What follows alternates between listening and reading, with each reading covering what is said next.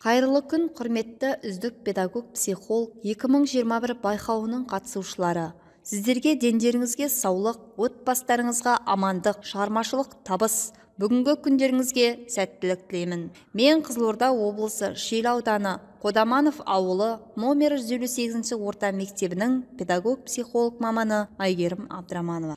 Жүрегімнің түбінде терең бойла, мен бір жұмбақ адамын, оны тойла, деп Абай атамыз айтқандай, әрбір тұлға жұмбақ.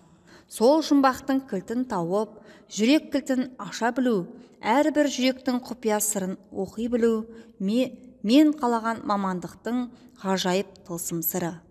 Қазақта тән ауруы жазылар, жан ауруы жазылмайды деген сөздерде үлкен мән мағына бар. Бүгінгі күні тән аурудан дәрігерден шипа емдесе, жан ауруын психолог маман емдей алады. Әр адамның жүрегіндегі мұңды сезіп, ойды танып, дұрыс жол сілтей білу адамнан тек мамандық талап етпейді. Адамға деген мейірімділік пен ізгіліктен туындайды. Ал мен болсам психолог мамандығына жаңа пайда болған мамандық деп қызығушылықпен қарадым да таңдадым. Рас, кейде ата-аналар, оқушылар мектепке психологтың не үшін керек екенін түсінбей жатады.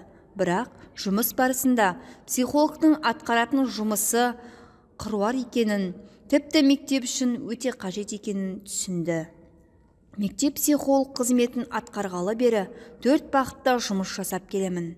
Диагностикалық бағыты бойынша, оқушыны зерттеп, түзету, дамыту бағыты бойынша дұрыс жолға бағыт-бағдар бере отырып, қорытындысына қарай кеңестер беремін.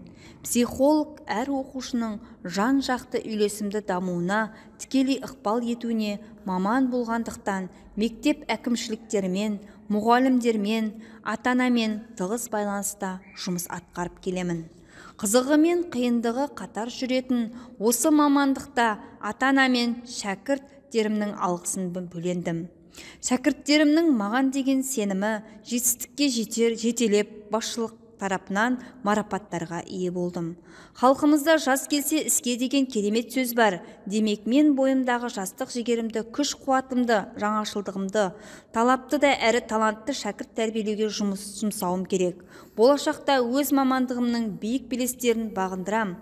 Елім үшін өзімнің аз да болса үлесімді тиіп жатса, мен өзімді мықты психолог, бақытты жанмын деп есептеймін.